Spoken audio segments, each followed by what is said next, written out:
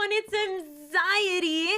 This is the talk show where the goal is for mental health information to be available to everyone so that people know where they need to go and how they can get whatever they need in terms of mental health related information. So we do that by interviewing mental health professionals, talking to other advocates, talking to people about their lived experience, having open topic discussions. And tonight on Save Point, I have the wonderful, awesome, super cool, did I mention amazing, Dr. Cyrus. Super, super excited to have you. Hi, Dr. Cyrus. Hi, thanks for having me. Especially you give me all these compliments. I need to call you every day. Oh, I'm one of those people, I'll text you in the morning and be like, you're amazing. Don't you forget about it. Yeah. But thank you so much. So Dr. Cyrus is an activist and psychiatrist who practices in Washington, D.C. She's an assistant professor at Johns Hopkins Medicine, consultant, and uses her out-of-box perspective as a Black queer woman to design racial conflict workshops and coaching. Here in chat, you are going to, if that worked right, which I don't think it did. Okay, now here in chat, you're going to get a link over to Dr. Cyrus's website if you want to learn more, which I hope you will. Okay, so I guess I gave you an intro. Is there anything you want to add? Tell us a little bit about yourself, basically. No, I live in DC with my fiance and my little dog named Freddie Mercury, who's Puerto Rican. Oh my gosh. Okay. Yes. Oh, yes. About 5 years old. And he's adorable. Sometimes he has neon green, sometimes neon blue hair, depends on what color my partner decides to dye it. Because as much as I love it, I don't have time to dye a dog's hair, but she does, I guess, apparently. Somebody has to. Somebody has to. Oh, yeah. Yeah. And I am deathly afraid of these cicadas. Have you guys heard of what's happening on the East Coast? You know about these big flies they have on the East Coast called cicadas? And it's the return of a 17-year hibernation where they've basically been underground, growing and feeding, and they're all going to come out simultaneously within the next 6 weeks. And so DC is so green, so swampy. They're going to be everywhere, and they're harmless. I know they're harmless, but they're just gross, right? And they come out of, so you'll see them molting, and that is the nastiest thing. It looks like an alien. Everywhere, all over the sidewalk. Yeah. So talk about anxiety. I am anxious. It hasn't even happened yet. That's how anxiety works. You're preemptively anxious. So about bugs too. It's not a saber-toothed tiger. It's just cicadas. They don't even bite. They're not going to bother you. And they sound really pretty. In the summer, they sound really pleasant. For 8 hours. Okay. Yeah. It's going to be like a machine. But it's going to be. It's going to be okay. Don't worry, Marie. It's going to be okay. I'm worried. Now I wasn't worried, but now I'm really worried for you. But that's amazing. So if I could ask, how did you get into your line of work? What motivated you to do that? Yeah. So in case you can't tell, I am a psychiatrist who happens to be an anxious person. And that's probably the main reason why I wanted to study feelings and emotions, is because I wanted to know I was always in my head. That, and I like to say mommy issues. So my mother was a cancer survivor during my middle school. And she was being treated for cancer in high school. She was in remission. And her moods were fluctuating quite a bit, and we didn't get along for a number of reasons. But one of those was that my mother was also suffering from depression at some point in time, which rates are high in cancer survivors. But we never talked about feelings. Never talked about feelings. It was just something that we don't, even now when I'm oh, why haven't you called in 2 weeks is what they say. I'm just I'm depressed. And what I get is, you don't need to be depressed. Life is okay. So that fixed it. I didn't even think of that. Oh my gosh. Yeah. All set. Well, now I'm going to call you because you solved my depression there. Solved my problem there. That easy. So I became a psychiatrist because it wasn't that easy. And I wanted to know, why I was feeling this way, how I could make it better, and if I was the only one experiencing these kinds of things. That's awesome. That's so lovely. And then obviously your experience is colored by who you are, and that is what kind of helped you start creating these safe spaces for people like you, which are not common.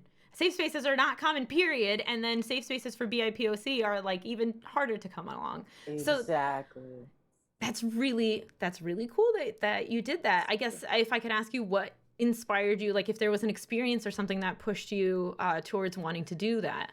Yeah. So I was also raised in the church, and I don't want to stereotype that everybody who is Sure. religious Sure, has the sure. same sort of issues, especially if you're Black and religious. But my parents were a sect called Primitive Baptist, which doesn't mean like Savage Baptist, like hard, but maybe more hardcore is what I'll say.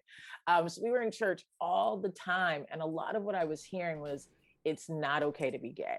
Like Right. you'd have to go up to the front of the church and like profess your, like ask for forgiveness and apologize. So it was so I wasn't, I Yeah. just blocked. I was not going to be gay. I just wasn't going to be gay. And I think that it was carrying that around. And then I went to college. So I grew up in Florida. My parents were originally from the deep South, like South Carolina, Mm-hmm. born in the Mm-hmm. 50s and the 60s, very Ooh, different. And then yeah. I went to like the furthest place away, which was Stanford for Mm-hmm. college. Mm-hmm. And I remember that I'd met friends who were like me for the first time. I had a lot of friends Right. always, but like a group of core. And I remember having this conversation with them about gay marriage. And this is the way that I think it's interesting when you leave or you think your beliefs are one thing and then you get Mm-hmm. them Mm-hmm. challenged. And gay marriage came up with my group of friends. And I remember saying, well, I don't know why gay people need to get married anyway, because it was this wrong thing, right? Yeah. Like, so why are we? And they all looked at me like I was a crazy person, which I mean, I was, but and they're like, why do you think that? What's wrong with you? And I really think about this story often. They're still my best group of friends, but like wildly different my ideas of like what was the right way to be. And they had created a safe space for me even Yeah. to say something that was completely different and probably, at least ethically very different than how I think now.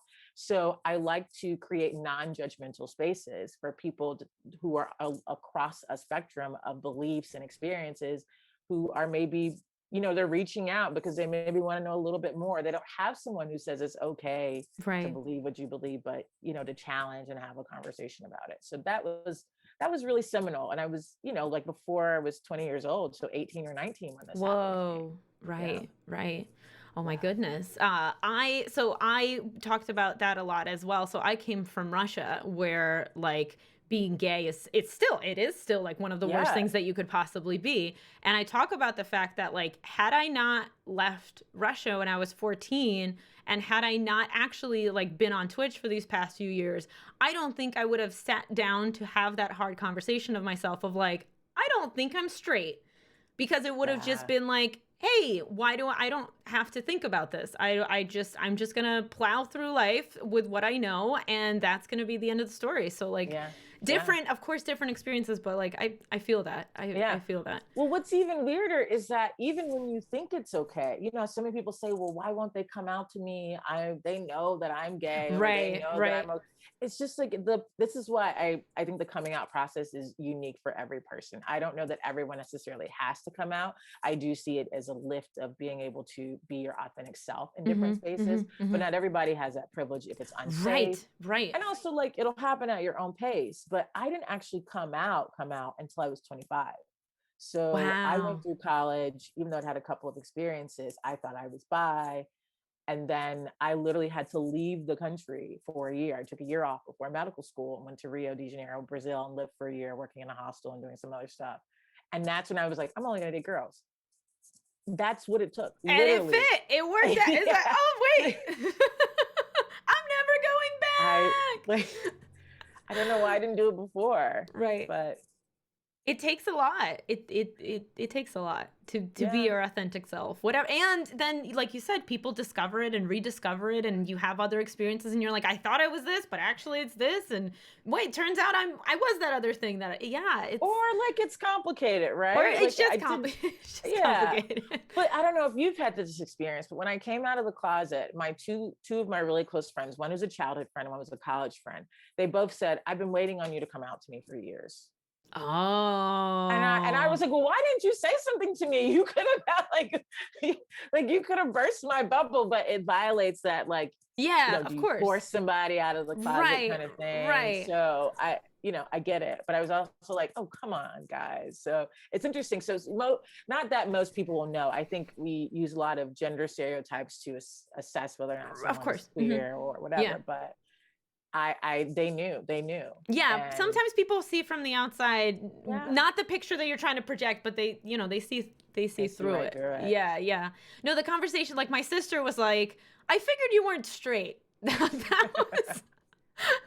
And then my really good friend said the same exact thing. Yeah. He was like, "Well, I didn't know you. I don't know what you were, but I didn't think you were straight." And I was like, "Okay, well, again, like if you could have told me, could have saved us all a little bit of time." Yeah. Yeah. Yeah. So I want to go back to this thing that you mentioned, which is creating safe spaces, right? And Hmm. there's a big divide between saying like, "Ooh, safe space." So there's a divide between like, "Why all your spaces got to be safe," and then people being like, I just want to feel safe, man. Like that's Yeah. like let me feel good and be surrounded by people who make me feel good and all that good stuff. So Exactly. how do we balance that? How do we balance that, like, creating a safe space means inherently being anti-bigotry, but also how can you be anti-bigotry without leaning over to the other side and being like, come over here, I can show you, I can explain to you, and that requires a lot of effort and just energy and emotion that like not a lot of us have. So any tips? Yeah. So this is a tough question. And maybe I think about it in terms of, am I creating a safe space for somebody, or am I hoping to be in a safe space? So I think looking at that lens, and then the next question is, what is the goal? So like, are you just hanging out with your friends? Is it a Thanksgiving dinner? Is it a classroom? So safe spaces in all of these might mean, so maybe safety as a definition might inherently mean something different than it does to you and to me. Right. So for example, if I'm with, I'll say a new group of people, this is like the Mm-hmm. easiest scenario to say, Mm-hmm. who I don't know, or a patient, Mm-hmm. right? I'm a Sure, sure. psychiatrist, a patient who comes to me, Right. I want them to know that they can tell me literally anything, because Right. that will enhance like their ability to tell me literally anything so I Right. can help them. Right. Um, and so one thing I do is I talk about privacy. So I'm like, first of all, this is going to stay between us. Right. So if somebody wants to tell something, then, I get that. Then it's not going to go beyond these doors. Um, Two, I don't do this so much in the therapy room, but I might share a little bit more of myself. So I might add some disclosure. So that will, if you don't explicitly have a conversation about how safe this space is, you might model that to other people Mm. by, sharing a little bit of something that might be private, so that other people know at least that person might be an ally because they've told me this. While you Right. can't always guarantee, Right. and I don't want to judge on stereotypes, but if we're in a group and you're meeting me for the first time, let's say we're family in this case, and I'm like the queer, I show up like this, and I'm like, oh, my partner, this and that. If you're the closeted teenager or something, you might know that I might be an ally. So that's one way that you can create a space without saying it's necessarily safe. And so then I think it gets a little tricky when you're trying to have a safe space to talk about politics or hot button issues, which is where I think it goes back to, what's your goal? Are Mm-hmm. you Right. trying to, do you want to talk about these things? So you don't, you, I think that if you're in a classroom, this stuff is going to come up. And I Right. think, which is tough, right? I think if you are the teacher, what you have to do. So this goes to like, who's creating the space. If you organize the space, there needs to be someone who's kind of facilitating or making sure it doesn't go off the rails. But I also think people need to know that spaces are not inherently safe for everybody. So Yeah. talking about race in a group of white people, that is not a safe space. I'm already coming in feeling like it's not a safe space. So for me to talk, if my goal is to learn, my teacher has to create a safe space, which means maybe jumping in and rephrasing people or asking Mm-hmm. follow-up questions. Well, why do you think that? Because I'm Mm-hmm. not sure that is the best kind of conversation. Otherwise, I'm not going to participate. Mm-hmm. Mm-hmm. So I think you have to know that someone's going to set some boundaries, and also like, are you going to have to see those people when you leave this room? Like, what's the Right. next steps with that? So I think if you're a group of friends who are trying to talk about some issues, I think I would acknowledge the privacy that this stays here, and two, have some code language for if you step on someone's foot or toe, right? Like Mm-hmm. Mm-hmm. Mm-hmm. by whatever you say, and say, like, if the goal is to learn or just to hear your perspective, And there's one construct I really like, and I know I'm talking a lot, so I'll just get to it with this part. I'm interviewing you, so you're good. You're good. I don't have like a time. Oh, you said 100 words. That's it for today. Bye. Go ahead. But there's this construct I've found really handy over the past few years that helps me get out of trouble when I put my foot in my mouth. And it's thinking about, or when someone else does it to me, is I consider what is the intention versus the impact. So even when I get into it with my partner, you know, she's like, you did this, you hurt my feelings. I'm like, well, I didn't mean to. I was just bringing you this to be helpful. The impact is that I still hurt her feelings. Right. So I can apologize for hurting her feelings, even if it wasn't my intention. So what that means is that if someone hurts you, and if you can give them a benefit of the doubt in some way, and technically you can't read anyone's mind. So you don't know what their intentions are, but so how you can stick up for yourself is to say, I don't know what you were thinking. I don't know what your intention was, but when you said this, my feelings were hurt. I felt like X, Y, Z. And so if I were having a tough conversation, or I know a conversation about politics, I would take some pauses. I would know if I was just trying to learn a little bit more about how they thought, like if you're talking about vaccinations or this kind of stuff, or if I'm trying to convince, then that's a different kind of, you know, maybe on the other end, you might need to like, I don't want to have this conversation anymore. But I think there are ways of being able to like regroup if you put your foot in your mouth, talk about what stays in the room, and then defining what the goals are of the safe space, if that's helpful. That's very helpful. All of that is that's amazing. All of it is incredible. And so of course my next follow-up question is like, as a white person, I want to make sure that I create a safe space for any person who's LGBTQ, but just a safe space, period. But for any person who is LGBTQ, no matter, you know, BIPOC, whatever it might be, I want to make sure that they're safe here. But I also have to do it in a way, like there's this weird space that we are in right now where I hope this all comes out right. But basically, like, there is a sentiment from white people being like, I didn't do anything wrong. I would never hurt anybody. I would never, you know, hurt anybody no matter the color of their skin and all of that. I don't need to keep hearing about how like terrible it is for your side, because like it's hard to listen to that, right? So, you know, there's that side of like of being scared, and then there's also my side of wanting to be like, yeah, but I need you, like I want you to be exposed to this. I want you to learn more about it, and you can only learn more about it if I invite people who aren't like you to talk about their experiences and what it's like to be them. So like, any tips on just like how to balance that and how to bring in also people who might not have the same opinion, right? Like who might not be, hey, defund the police. Like how do we I think this is like the $1 million question, right? That everybody's asking, like, how do we bridge this freaking gap? Because it's only getting bigger and bigger and bigger. And it is. We got to shrink it up. This is a toughie. This is a toughie. So maybe the way I'll describe it to you is, I'll tell you a story. So one of the things I wanted to do growing up, because my mother was like a lot of Black moms and probably people of color moms are like, stay away from white people. You don't trust them. And then meanwhile, I'm like the only Black kid in my classes, or not like one of few. And I'm at Stanford. So like I have to be friends with white people because they're everywhere. So what kind of advice is that? But I really developed this attitude that you could get to know people on a one-on-one kind of interaction, and people like you can make that connection, which is something that I think helps me really bridge that divide as a psychiatrist. And then I think something happened in 2016. You can probably guess what that was, where there's a level of now I don't want to get to know people because I don't feel safe. I actively feel like people might be trying to push me into a conversation that is going to hurt me.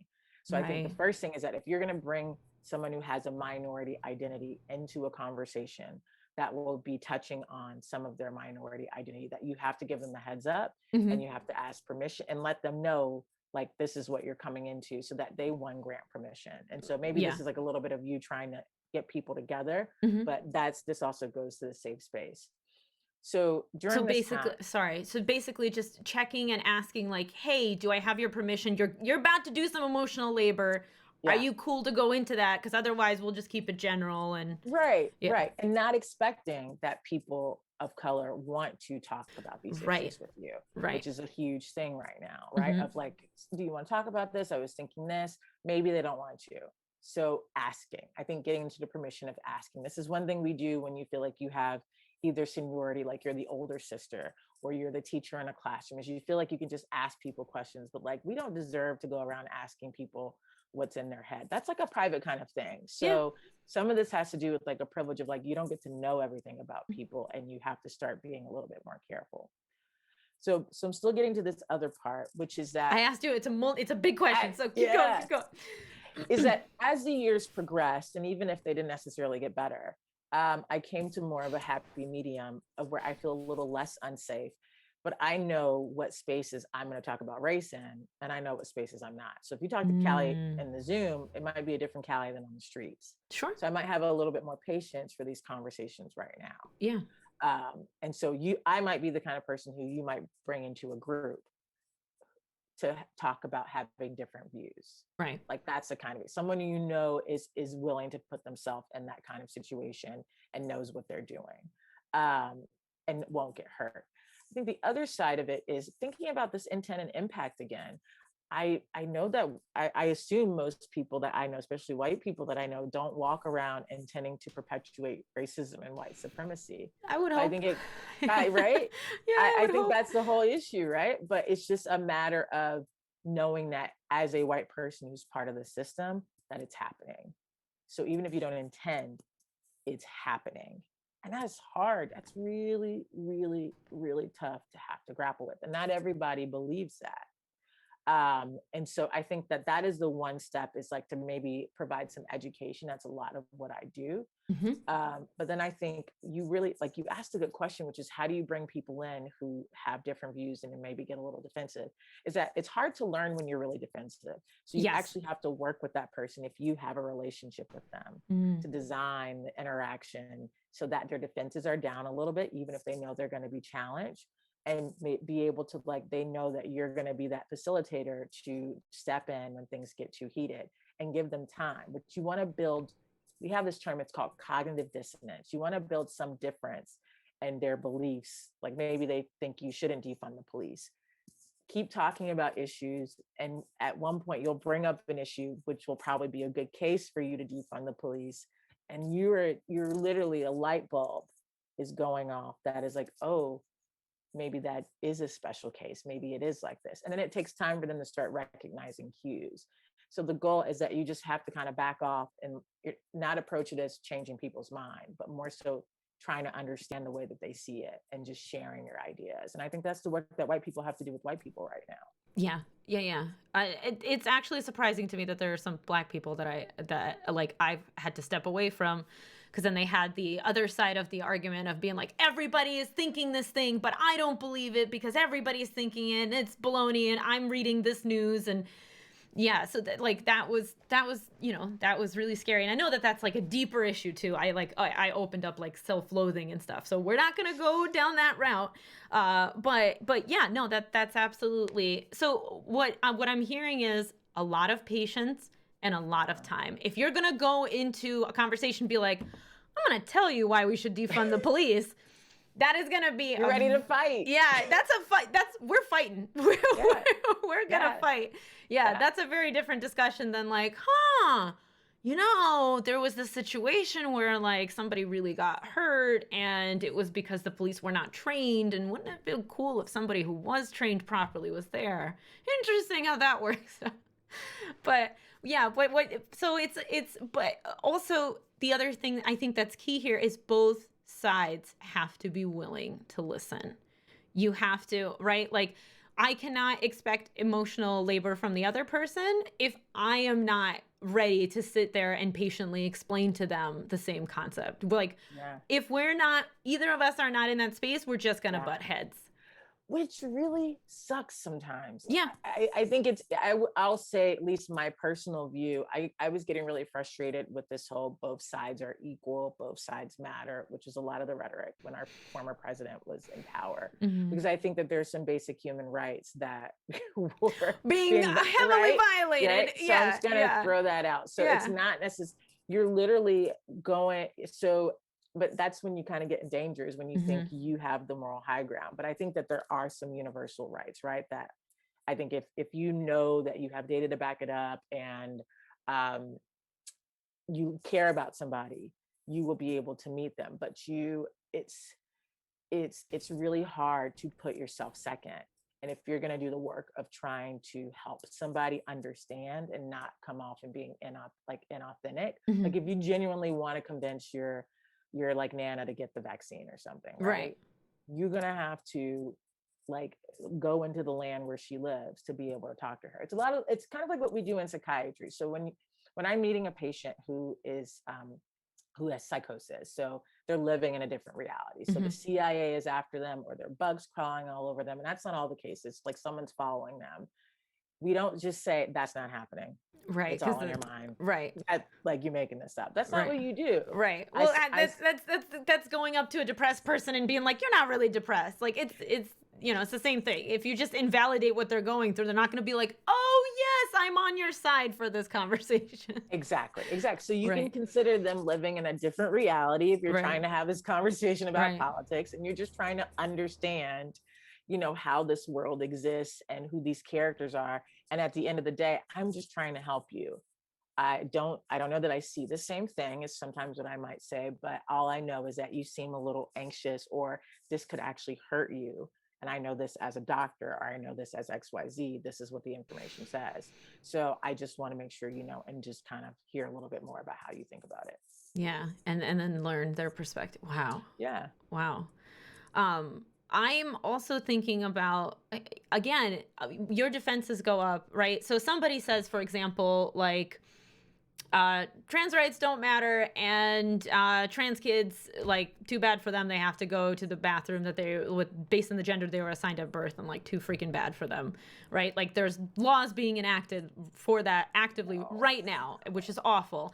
So you hear that, and I think it's a valid reaction. Again, somebody's human rights are being violated. My blood starts boiling. Yeah. And then you go on Twitter, you go wherever, and you see somebody who's like, yeah, no, that's right. Yeah, no, that makes sense. This checks out for me. That how do you preserve yourself? That's honestly, I'm not even asking, because I'm at that point, I'm not in a space where I'm going to convince them like trans rights matter. How do I take care of myself in that moment and just, not explode? Because of course my immediate first reaction is like, those are my friends. You are talking about people who I dearly love, and you are saying that their rights don't matter, that they don't deserve to be who they are. Like, how? No, you don't do that. So how do I protect myself? So this is a tough question. You're asking a lot of tough questions.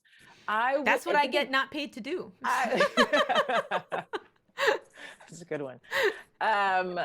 I think what is your goal? What is your goal? What is your goal? And one, acknowledging how you're feeling. So if you were full of rage, being able to say, I am so full of rage right now. What do I want to do? I want this person to know that they shouldn't do this. And then talk yourself through that. How can I get them to know that? Oh, well, talking to them on Twitter is not necessarily going to do that. So I got to do something else. So then maybe you go to the punching bag. Maybe you go on a run. Maybe you write a journal article. Maybe you send some links to this person and just turn the thing off. And some people, which has happened to me before, might be that I'm full of rage, and my goal is just to let this person know that they are a dickhead. So I might actually take, which they might be. You're taking that out on them. And not that I condone that, but I think that where that's going to lead to. Right. Where that's going to lead to. Unfortunately, it happens sometimes, right? So my thing is just being aware of what your goal is and how in the end it's going to come back to hurt you, and trying to do the thing that meets you in the middle of less harm, like harm reduction. I'm not the kind of psychiatrist who's like, don't ever comment on the trolls. Like, that's like the best advice. Don't ever engage with the troll on the internet, because it's not worth it. I would love that to be the case.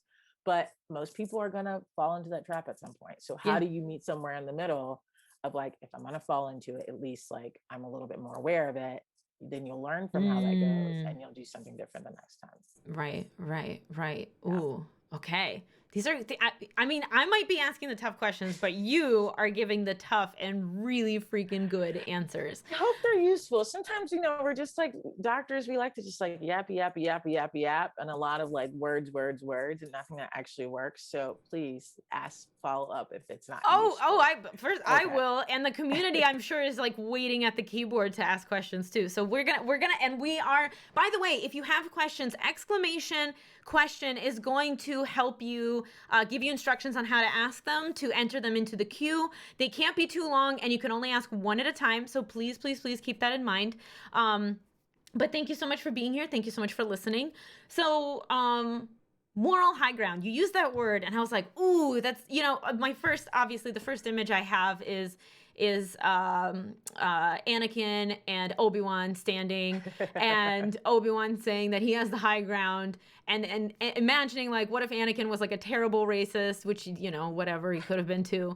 He was a lot of things. And being like, but I do have the moral high ground, like, right? And like Obi-Wan did have the freaking moral high ground at that point as well. Like he knew what he was doing is right. So how do you not come off as a pretentious douchewad by being like, no, I'm just right. You are, you're against like human rights. I don't have to listen to you, and like, goodbye.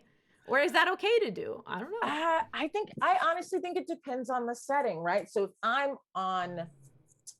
if this is my boss, right? I might know I have the moral high ground. Right. And I will, because it also depends on your personality. Sure. I think it also depends on your identities. We haven't talked about intersectionality yet. Not yet. My generation, you guys younger than me are. I'm a millennial. Excuse me. We're around the same space. I'm stereotyping with you again. Yeah. See? Yeah. Maybe it's just because you know how to use Twitch, so I think of you as like. Oh yeah, that's me. I'm so fancy. You know what?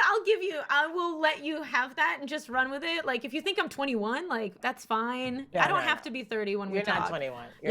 Okay, good. Yeah. But sometimes you got to keep your mouth shut, because you might lose your job, or you might get shot, or you might get stabbed. The cop pulls you over. You're going to talk about, defund the police when this guy's in front of you. Right. No, you're not going to do that. So there's sometimes you can't, you just have to know. And then I think this is where it gets tricky, is then what freedom and flexibility and privilege do you have? So this was a hard thing for me to do as a doctor who worked in an institution, who worked at a big hospital. And as it turns out, that's why I work in private practice, because me working in an office space, having to deal with the way people treat you unfairly, or treat patients who don't look like them, or are lower class, or don't speak the same language, it was intolerable. I wanted to do it all day. Like you don't have the moral high ground. So I think if you can escape, so one, either keep your mouth shut and just know, and try to educate in some ways that might push the boundary for you. So maybe you might add in one kind of comment here or there that is a little bit more like, well, just so you know, here's some information about XYZ. I also think that there's a lot of just avoid these people. Because it's negative energy. And right now, no one's trying to be on the other side of actually trying to understand. So I honestly, I don't, if everyone's coming in thinking to have the same moral high ground, but I also think there's a part of benevolence that comes with this. And maybe this is like a different way of thinking of my role, and the way I am made is to help people understand why I think I have the moral high ground in a way that is not condescending. But that's me. There are other people who are like, let's blow the system up, right? Like, which is a difference. Like if you look at the scholarship and the research and the history of revolutions, that's one way that people with my moral high ground, wage war on Nazis, or end wars and these kinds of things. So I think it's a matter of what privileges you have, flexibility, and being able to avoid that situation. And then internally, if you actually have the patience to push the boundaries and kind of equalize some of your moral high, like don't let those people take it away from you if you have less power, kind of thing, or educate. Yeah. So you did mention like walk away, and we're, again, it's a weird thing where people are like, nobody wants to have a conversation anymore. And you're like, no, I don't want to have a conversation with you, because you're just going to like yell and scream to prove your point. So, and when is it okay? We're trying to bridge this divide, this huge divide. And we're not going to bridge it by walking away from these conversations, right? So when do we walk away? When do you go, this is not the time? When you are, I mean, this is also a thing. So feeling, like necessarily crying or feeling angry, some of these emotions are normal in conflict. But I like to think of emotions or a medical thing being a problem when it gets in the way of your social functioning, your day-to-day ability to do what you need to do. So if every time you see so-and-so, you guys get into this argument, you end up drinking more or you end up yelling more, sure, and then you wake up and you regret it, maybe that's not a good thing to do. So how do you end up being hurt? That's like the number one is this actually a good thing for you?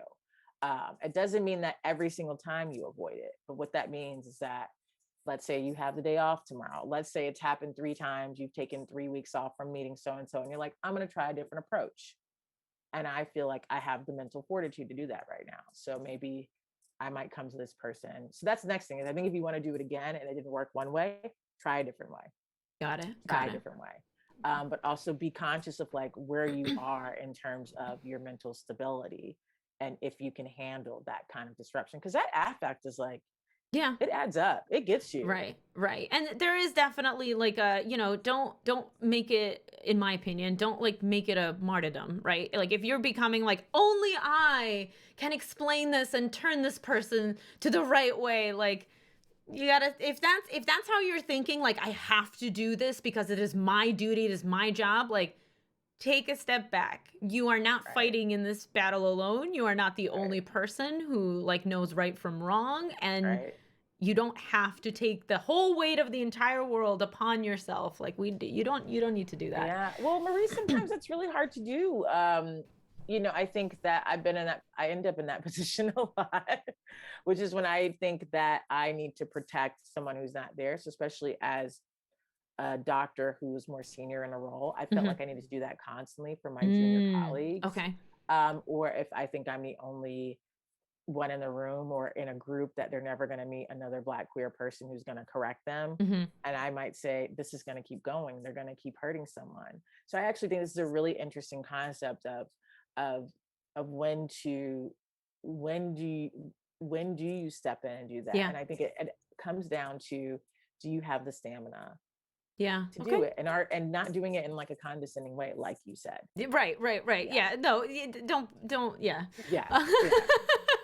Yeah. No, but I like this. We keep coming back to like, check in with yourself and ask yourself, what do you have the emotional energy to deal with? And if you don't have that emotional energy, you like the weight of the world is not on your shoulders. But if you feel like it is, and you feel like basically you kind of weigh the pros and cons, right? Like in that situation that you're describing, like if you're the only Black queer person that they're going to meet, like I would weigh those pros and cons and be like, yeah, you know what, I'm tired, but nobody else is going to say this. And like you said, more people are going to get hurt and stuff. So I got to do this. Yeah. Ooh. Yeah. After a while you practice, you get the language, you know how to like confront. It just starts coming out. Yeah. And it's less of a thing once you you develop that way of, and if you know inside you're the kind of person who's like, I'm just ready to challenge, then that means you got to get in the books, you got to practice, learn how you respond to people. If that's something that you feel like you keep having to shut down because you don't know how to say it, but you feel like you want to. So I think this is a really great time for people to kind of test these boundaries, at least safely, right? But I think there's so much literature, there's so much information out there right now to help you learn how to do these things. Yeah. I like that. And I did want to like dive into just in general, like the queer LGBTQ space that's redundant. The queer Black space and learn more about that in general. Like, okay, so creating these safe spaces, how can I think there's an additional weight on on the fact that I am a white person. And again, like I want to create, obviously we set up this relationship in a way that it's clear that you know that you're in a safe space and we talked about it and everything. But how do I do that when like okay, I'm not in a group of people anytime soon. Okay, I know there's COVID, but like, how do I do that in either in a group of people? How do I do that in, like, again, in my community, right? I know that that's a digital space, and in a digital space, I can't tell you what color anybody's skin is, but Yeah. people will self-disclose, and I can tell Yeah. you what they self-disclose, and I can tell you they self-disclose, if they're trans, if they're non-binary, Yeah. if they're whatever, whatever they believe in, they feel safe to disclose here. So how do I maintain that environment? What do I have to keep out to maintain that environment? And it's, yeah, especially when it comes to, queer safe spaces. Yeah, yeah. So this is a really important and good question. So one thing I think a lot about how much space you take up, not physically, but like emotionally. Are you the kind of, I tend to be like an overbearing, outgoing person who's always down. Hey. Like I'm like, hi, hi, hi, hi, hi, hi, hi. And I have to shut myself up if I know that we're talking about an issue that isn't necessarily like my issue. It's not a Black queer thing. Mm-hmm. And that I need to give this person, or I need to give the floor to somebody who is better able to speak about this issue. It doesn't mean that I'm like, hey, you better go speak because I'm being quiet. That means that if they want to speak, it's not like they're being dominated by all the people who have something to say. And so I think that's what happens quite often, is that we end up hearing from people who aren't the community of interest Mm-hmm. or color Yep. of interest, Mm-hmm. because we have so much to talk about or share about it. So that's one thing I say. It's like, check yourself, look at your identities. How many, like, are we looking at your privileged identities, and we're looking at your oppressed identities? So your race, your immigration status, all these things, and how this relates to the community that you're talking about. So more recently, I've been checking in with my Asian American friend, Right. even though there's so much this, Black people always got so much stuff going on, There's right? yeah, everybody's Right? got, yeah. Right. Yeah. But I think like I have the stamina right now. So Yeah. I'm going to check on her to see how she's doing. Mm-hmm. And I think this comes back to this also is like, how do you fight about whose minority identity I think is going through more, which I think can happen with the LGBTQI letters, right? Absolutely. But Absolutely. yeah, but I think we all know, we can't sit here and say that Black trans women who are getting killed have it so bad. So if we're in America right now talking about this issue, Yep. but if we are in, let's say, Iran, or if we are in Russia and we're talking about this issue, then this is a little bit different, right? So what kind of platform then can you take in talking about an issue like that? So if we're talking about something in Russia, I'm going to shut up. I'm going to shut up at least for a little while until I feel like there's some space for me to say, I don't know what it's like there, but here, this is something that I feel. So I think it's respect, and it's not taking up the space, and being respectful, so that someone who is from that group, who knows more than you do, even if you are like academically, this is what you study, but making sure that they have that space to share, and that you are supportive of that, and not trying to overbear, not trying to be overwhelmed. That is something that I struggle with. I mean, who knows? But that is something that I struggle with, because again, like the saying goes, like, white people listen to white people, right? Like, non-minorities listen to other non-minorities. So like, and you've seen it, like I've seen, a trans person say, hey, don't kill us, or a Black person says, don't kill us, right? It just doesn't resonate the same way if somebody's like, hey, we should stop killing Black people, who's white. And suddenly it's like, well, did they have a point? I don't know. Yeah. I feel, so how do I know when it's time to be quiet? Yeah. And how do I know when it's time, like, hey, you have to say something because nobody's going to say something, and you have to stand up for this thing? Yeah. Which is another good question. So let's say you happen to be in a classroom or in a group of people, and someone says an offensive thing that is directly targeted towards, let's say that's a queer person of color. Sure. You happen to be there. This is a great opportunity for the white person to be like, that is fucked up. Right? That is a great opportunity to step in, even if you don't necessarily school them and say, as a Black woman, even though you're like Marie, right? Like, this is what you shouldn't be doing. Like, you don't have to do all that. Please. But at least to know that you are an ally, and that person knows that they're not alone, because that's one position where you're like, I'm the only one in this group having to tell everybody the way that it is, and there's no one else who's like here who's going to have my back. That's when white allies are so useful. I think the other sort of side of this, and this is a tricky one, I've been reading a lot about this, is what happens like when white people go to protests. Yep. And their signs are the ones that are in front. Mm-hmm. And it's like, well, I like that you came to protest, but whose issue is it primarily? So if you're going to join in solidarity, you are joining for the goals of that identity or that group. And they know what they want more than you. That is just like, that's just the way it is. And so I think a good rule is, if I'm in a group and I am the majority like I'm the majority identity, I know that I don't know it all. I know I don't know it all. And I know that I need to be, I need to like not take up as much space until I know that there is space for me. So it's not like you have to just like be mute and silent. But I think that the initial coming in is an attitude of humility of like, I don't know everything about this. So I'm going to be a learner here. I'm going to be a learner and a supporter here. Well, I like that. I think that's a key word. And now I can't remember the word exactly that you used, but not supporter. So it's not ally, but you are there as like, you're there as the shadow to like enhance, right? What do shadows do? Like they bring out the thing into the forefront. So like your goal is to be there and to create like make sure that there's a safe environment and to bring out more attention to this, right? Like you can protest all you want, but the more people are in that protest, the better it looks, the more likely people are going to listen to it. So I like that. And I like that, man, the word you use, you used it and my brain went, that's a good word. And then I was like, yes, what word is it? My brain's like, oh, I don't know. I think it's not support. It's not support. You said to stand by. I think that's. Did I say solidarity? Solidarity. All right, we're here. I'm a great talk show host. But yes, solidarity. You're there to show solidarity. You're not there to upstage. You're there to be an ally, and as an ally, show solidarity. And solidarity is, again, it's that shadow that helps bring the color to light, to the forefront, to visibility. That is helpful. Yeah.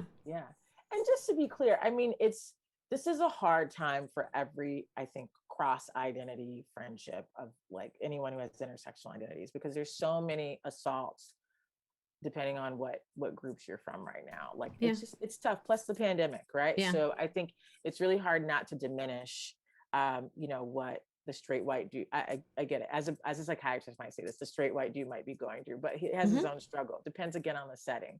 What I mean that to say is that, let's say my best friend happens to be a straight white dude. I will always care about what he's going through. Yeah.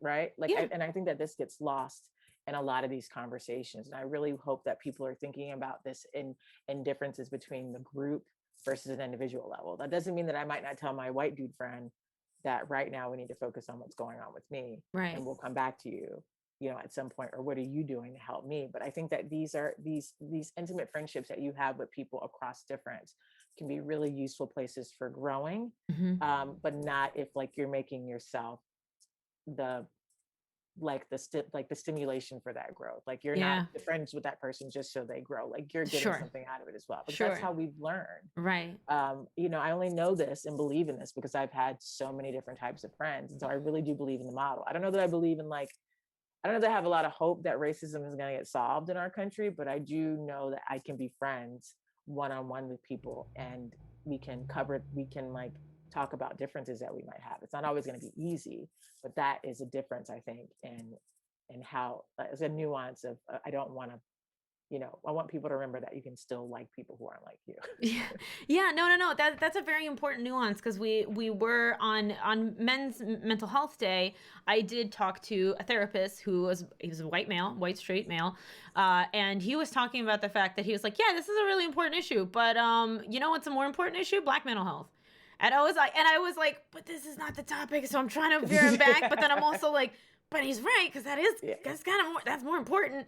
So it was this very weird but super important space and super important conversation to have, where he was like, this is not the time. That is an important issue, and like you said, super important to validate people who are going through them, to not say like, okay, you don't want to come off in any shape or form saying like, yeah, because you're a white dude, your mental health doesn't matter. Men's mental health is its own emergency, like in this country. And if I do have male presenting friends, actually just male friends who are suffering with mental health issues, I'm not going to look at them and be like, see, but I don't need to talk to you about this right now. Like that's not it. I like the way you put that, is that it's specifically like, we can validate people in their issues, but still make sure to elevate issues that are more pressing right now. Yeah. I like that. Yeah, that was a really good summary. Oh, well, yes, that's literally my job. Is I take stuff psychologists say, like, this is what I do to my 9 to 5. I take stuff psychologists say, and then I go, here's a paragraph that summarizes. Yeah. I don't even recognize that I'm doing it. So I'm sorry if I just reworded what you said. I'm sorry. It was really good. I enjoyed it. Yeah. So we do have some questions. So I do want to, like, I want to get to them. So let's go ahead and do that. And I turned on caps lock. Okay. And I wasn't sure if it was like radio silence over there. No.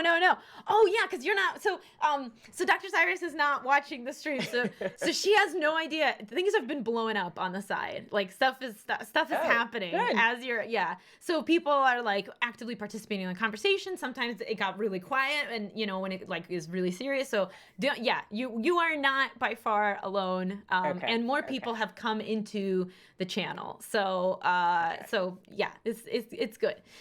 So the question is from I Hate You and Dinosaur. As a trans person, I often struggle with the idea of educating people about trans identities. Or as a white trans person, I feel like I have to because I recognize the privilege that comes with that. Is it okay to just not? I'm tired. That's what I was going to say. Take a break. I think if anything I've said is that it's interesting how we're using our brains and our bodies and our like personhood to now be these vessels of like education with people who have multiple identities. And you also have other responsibilities, presumably like to support yourself, to eat and to drink, to poop and to sleep, all of these things. So you have to take care of yourself. You're not going to do a good job of supporting anybody or educating anybody if you are a hot mess yourself.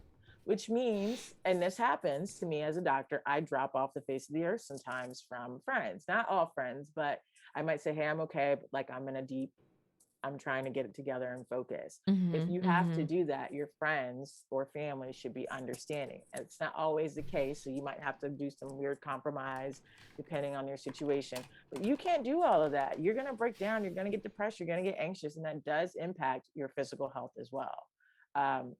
So I think you have the allowance to put yourself first. I think if you feel like if you're avoiding it, then that's a different kind of story, and maybe ease yourself back in when you think you're ready. But that is not your job to be doing all the time, because you have to survive and thrive so that you can be in a position to help someone else. It's like the airplane thing, right? Like you put your mask on before you help somebody else. Yeah, it's such a really, and we've been talking about this as mini tangent. We've been talking about this in general, how self-care has become like this huge buzzword, right? And it's mind-blowing to me that we have to remind people that they need to like breathe and take care of themselves. Like when we got to a place where people literally forget that they need to function on their own because they're like, I need to exist for the help of other people. And that is very sweet, and that is very kind, and that is very selfless. And I think that's something that was drilled into us, like absolutely. But when in that process, like I want to be there to help other people, why does that mean I can't also help myself? Like when did we learn that? I mean, it's tough. Some of us, so I'm in a helping profession. My tendency is to help. Of course. And so there are some people who get more out of helping than not helping. They're generally happier when they feel like they're helping. So I do think some of this comes down to personality and temperament. But I think, I just think in general, at least for me, what I see is when people are in need, I start to think about how much privilege I have. And sounds like the person who asked the question is that I'm white, even though I'm trans. And so I'm a privileged trans person, maybe in this sort of way. So I feel this obligation to give back in this way, because I know I have it better than some other people. And that, I think, one, kudos on recognizing that privilege, but two, you're still a trans person who is under transphobia. Yeah. And so this is why I think my partner is really important for me, because when I start to lose sight and she starts to see my calendar and I'm like, I got to wake up and go do this for this person. Mhm. She's like, what are you doing? Cancel that. They'll be fine. Like they're going to live. Cancel it. Just cancel it. Like you'll be okay. And like take next week off or Yeah. don't do X, Y, Z. Yeah. So try to have an accountability buddy who sees you or knows that when you're. Who sees you as a person and not as a cyborg helping machine? Yes. Yeah. Yes. Yeah. Yeah. All right, next question.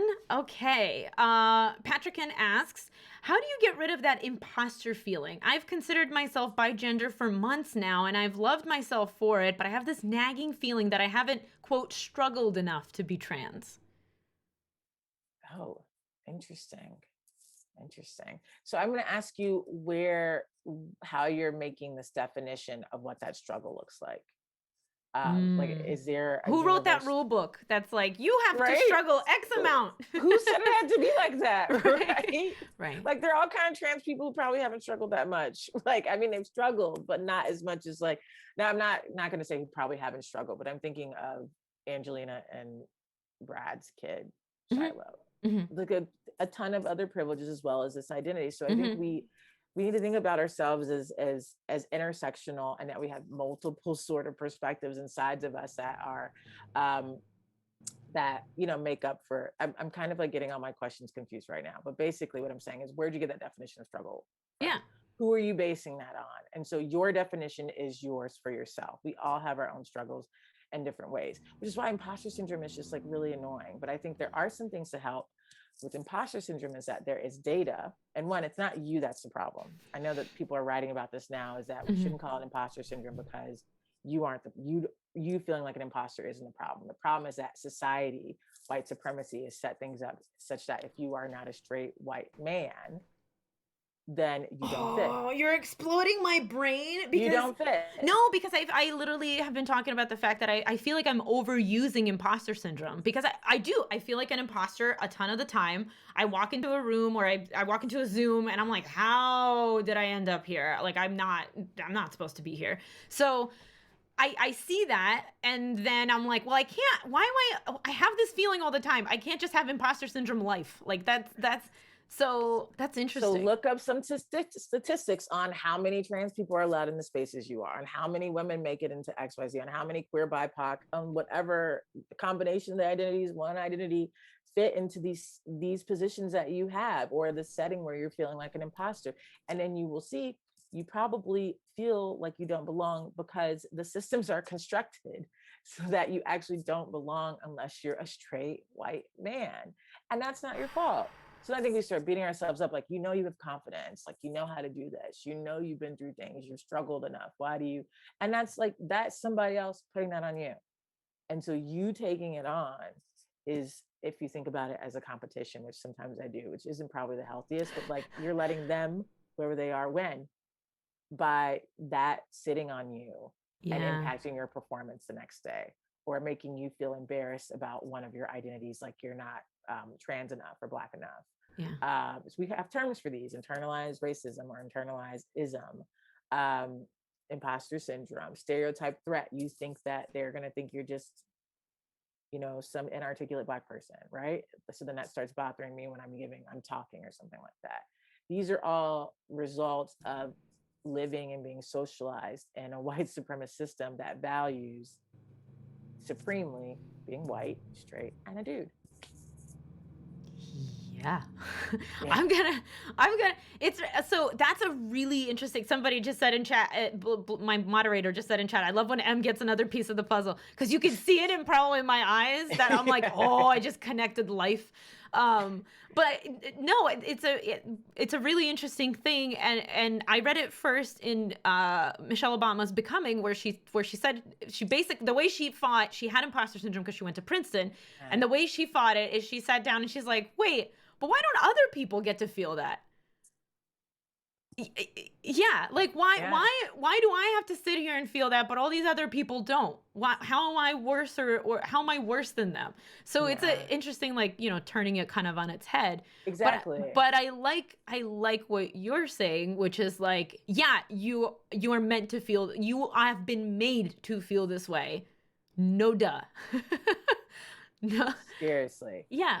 Well, and then there's Seriously. like trauma, right? Where people have literally like told you like you don't belong here, or like I don't want you, that's how. Yeah. Yeah. Exactly, which happens a lot in BIPOC communities. I was Yeah. just pulling up a Trevor Project report that was actually listing some statistics about how many Black LGBTQ youth are told that they shouldn't be the way they are, or Mhm. something's wrong with you, or people don't even want to talk about it, Mhm. or have told you or say it, you're a problem. So it's you hear this kind of stuff all the time. How do you buffer against it? It's really tough. It's really, really tough.